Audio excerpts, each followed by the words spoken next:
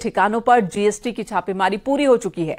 छापेमारी civil lines, VIP road समेत 20 ठिकानों पर हुई। इस दौरान जीएसटी के 40 से ज्यादा अधिकारी कर्मचारी शामिल थे। पुलिस की मौजूदगी में मयूर वनस्पति के ठिकानों और आवास पर दस्तावेज खंगाले गए। इससे पहले इनकम टैक्स ने भी इसी ग्रुप पर 100 घंटे से ज्यादा छापेमारी की थी।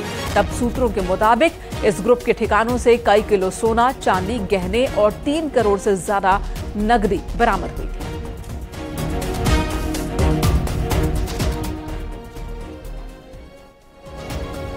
यहाँ 2 दिन तक चली छापेमारी समाप्त हुई।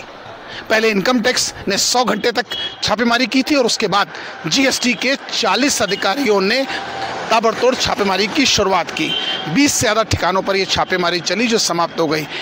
ये कहीं ना कहीं किसी बड़े कर चोरी का इशारा कर रही है, क्योंकि जिस प्रकार से इनकम टैक्स में 3 करोड़ से ज़्यादा कैश और सोना और चांदी मिला, तो वहीं जीएसटी के अधिकारियों ने अपने साथ तमाम दस्तावेज साथ ले गए। अब देखना यह होगा कि जब वो अपनी असेसमेंट रिपोर्ट तैयार करेंगे तब जाके पता चलेगा कि इसमें वास्तविकता थी क्या। वीडियो जर्नलिस्ट आशीष पांडे के साथ अमित गंजू, न्यूज़ 18 कानपुर। वाराणसी में आयकर विभाग की टीम ने सर्राफा कारोबारी के ठिकानों से कागजात और सबूत इकट्ठा किए। 2 दिन की जांच में तमाम कागज बरामद हुए हैं, जिसे अपने कब्जे में ले लिया। टीम ने टैक्स न जमा किए जाने की आशंका है। आज तीसरे दिन गुरुवार को भी जांच जारी है।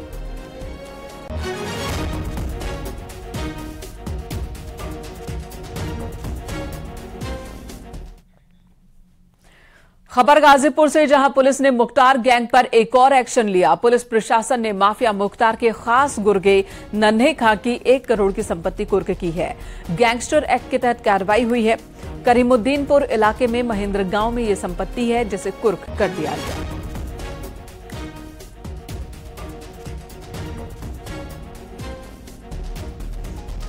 IS 191 कुख्यात अपराधी मुख्तार अंसारी के जो गुर्गे हैं उनको चिन्हित करके उनके विरुद्ध वैधानिक कार्रवाई के तहत ही उनका एक घनिष्ठ सहयोगी है महेंद्र गांव करीमुद्दीनपुर का, जिसके द्वारा अवैध रूप से कुछ भूखंड अर्जित किए गए थे महेंद्र गांव में। उन्हें जिलाधिकारी गाजीपुर के आदेशानुसार आज उनका जब्तीकरण किया गया है। मेरठ में लव जिहाद का सनसनीखेज मामला सामने आया। नाम बदलकर पहले युवती को प्रेम जाल में फंसाया, फिर नौकरी दिलाने के नाम पर उससे नजदीकियां बढ़ाई, जिसके बाद एक होटल में ले जाकर रेप की वारदात को अंजाम दिया। पीड़ित की शिकायत पर पुलिस ने आरोपी नदीम को गिरफ्तार किया है। पीड़ित के मुताबिक आरोपी ने खुद को हिंदू बताया था।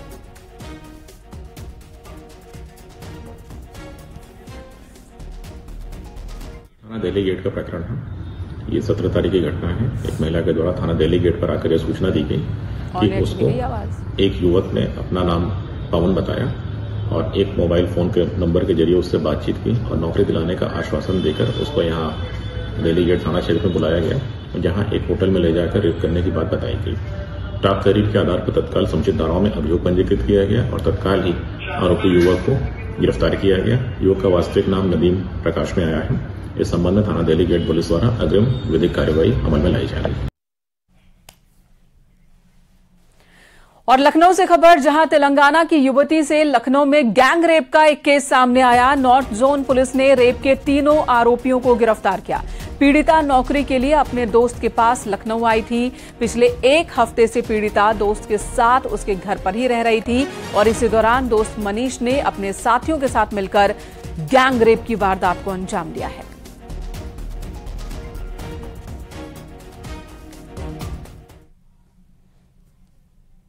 हरदोई में पुलिस ने 3 अंतर्राज्यीय चोरों को गिरफ्तार किया, जिनके कब्जे से भारी मात्रा में चोरी का माल बरामद किया गया।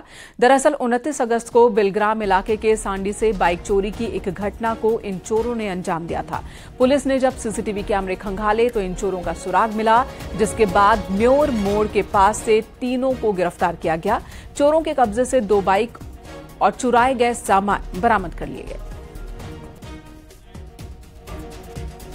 प्रभारी निरीक्षक बिलग्राम जनपद हरदोई धर्मदास सिद्धार्थ और उनकी टीम द्वारा 3 लोगों को गिरफ्तार किया गया है, जिसमें एक बिलग्राम थाने के निवासी है और 2 कन्नौज कोतवाली शहर के रहने वाले हैं। इनसे 2 मोटरसाइकिलें जो राजस्थान से चोरी की हैं और 1 बिलग्राम से चोरी की हैं, 1 पंपिंग सेट, सोलर पैनल और 1 बैटरा ये चोरी के बरामद हुए हैं।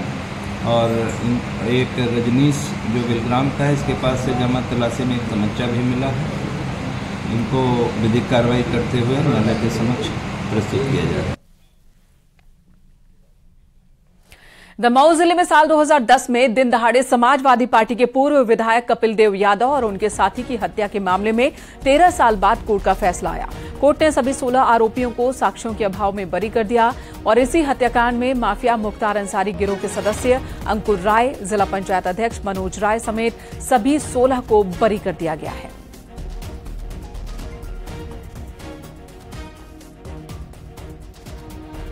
वो घटना थी 4/7/2010 की और एफआईआर जो उसकी दर्ज कराई गई, अज्ञात में दर्ज कराई गई कि 3 मोटरसाइकिलों पर 6 बदमाश आए और वह जब गाड़ी से जा रहे थे तो गाड़ी को रोके और धुआंधार फायर की। बाद में विवेचना के दौरान पुलिस ने 16 आदमियों को इसमें मुलजिम बनाया। एक आदमी अभय सिंह जो है की मृत्यु हो गई जो है ट्रायल के दौरान, उनका एवेट हो गया। शेष 15 लोगों ने पूरा ट्रायल 13 साल फेस किया। कुल 23 गवाह जो है परीक्षित हुए, जिसमें पुलिस के गवाह की जो है 22 और 23 ने कंटेस्ट किया और अन्य गवाह ने अपने इस घटना का समर्थन नहीं किया। पूरा दोनों पक्षों की बहस सुनी और पत्रावली का अवलोकन के बाद जो है कोर्ट ने ये किया कि सारे मुलजिमों को 15 को दोष मुक्त कर दिया। झांसी में न्यूज 18 की खबर का दमदार असर हुआ। थानाध्यक्ष से बदसलूकी करने वाले बीजेपी विधायक के बेटे के खिलाफ केस दर्ज हुआ है। इस मामले में कुल 5 आरोपियों के खिलाफ केस दर्ज हुआ। थानाध्यक्ष करवई सुरेंद्र से बीजेपी विधायक के बेटे ने बदसलूकी की थी। दरअसल झांसी में अवैध खनन को लेकर बीजेपी विधायक के बेटे और थानाध्यक्ष में नोकझोंक हो गई थी। विधायक जवाहर लाल राजपूत के बेटे राहुल राजपूत का पुलिस से झगड़े का वीडियो भी वायरल हुआ था, जिसमें राहुल ककरवई थानाध्यक्ष सुरेंद्र सिंह पर अवैध खनन के आरोप लगा रहे हैं। दोनों के बीच तीखी नोकझोंक हुई है। काफी देर तक बहसबाजी होती रही और इसी बीच एमएलए के बेटे पर अब थानाध्यक्ष ने आरोप लगाया है कि उनके साथ बदसलूकी की हुई है, जबकि विधायक के बेटे का कहना है कि अवैध खनन में मिली भगत की वजह से यहां पर उन्होंने डपटा था। तुम्हारा काम है, जो भी काम गलत होगा तुम्हारा काम है, तुम्हारा काम है। क्यों?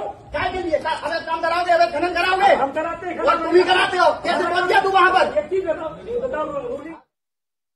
18/10/2023 को थानाध्यक्ष ककरवई को सूचना मिली कि गरौठा विधायक जवाहर राजपूत के बेटे राहुल राजपूत के द्वारा जो खनन का कांटा है जिसमें टोकन दिया जाता, वहां पे जाकर के अपने साथियों के साथ में मारपीट कर रहे हैं।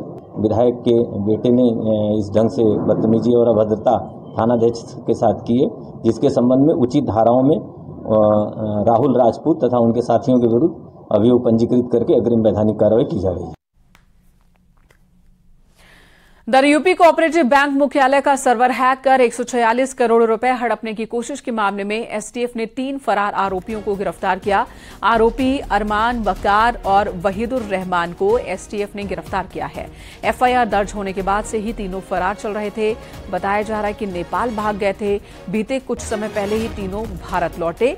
बैंक से उड़ाई गई रकम ट्रांसफर करने के लिए जिन खातों का इस्तेमाल किया गया था, उन खातों का इंतजाम अरमान ने किया था। एक बड़ा बैंक खाता गंगा सागर सिंह का था। इस गंगा सागर सिंह को अरमान ने ही वारदात के मास्टरमाइंड से मिलवाया था। अलीगढ़ मुस्लिम यूनिवर्सिटी से पोस्ट ग्रेजुएट कर चुकी और एक एनजीओ से भी जुड़ी हुई थी। साइबर फ्रॉड के कुछ गिरोह से भी उसकी करीबी की बात सामने आई है। तो वहीं वाहिद और वाहिद उर रहमान प्रॉपर्टी डीलिंग के धंधे से जुड़े हुए थे।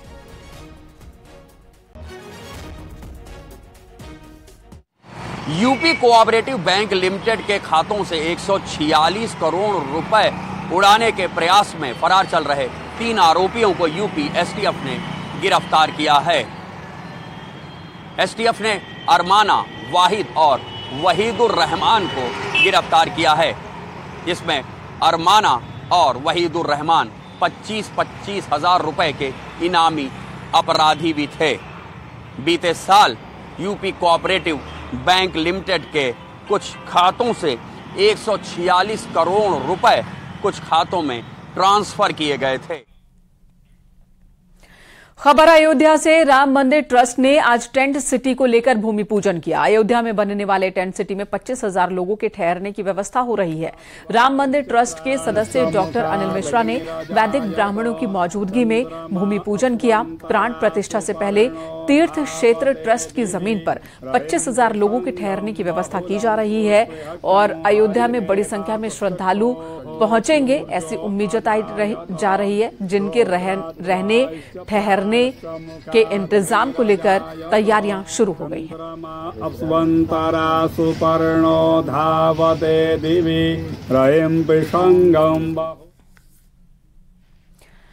दरगाजियाबाद में कबीरनगर इलाके में महिला थाने में तैनात महिला इंस्पेक्टर ने पति और मौसेरे भाई पर गंभीर आरोप लगाए हैं। महिला इंस्पेक्टर का आरोप है कि उसकी गैर मौजूदगी में उसके पति और मौसेरे भाई ने उसके घर में हिडन कैमरे लगाए, जिसमें उसके व्यक्तिगत वीडियो रिकॉर्ड किए गए हैं।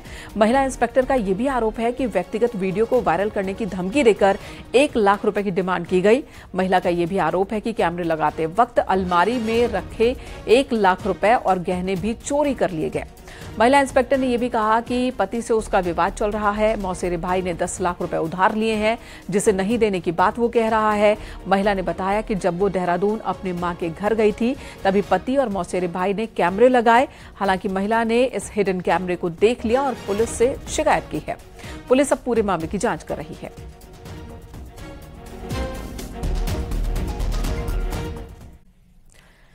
ब्रेक के बाद खबर बलिया से, जहां पर एटीएम कार्ड बदलकर धोखाधड़ी का मामला सामने आया। पुलिस ने 7 ठगों को गिरफ्तार किया है। एटीएम कार्ड बदलकर निकालते थे पैसे। बदमाशों से 35 एटीएम कार्ड बरामद किए गए हैं। कार भी बरामद की गई है और एक तमंचा भी। 10 मोबाइल फोन, 10,000 रुपए कैश। एसटीएफ गोरखपुर और बलिया पुलिस का यह ज्वाइंट ऑपरेशन है। गोरखपुर, देवरिया, गाजीपुर, मऊ, आजमगढ़ में ये बदमाश सक्रिय थे।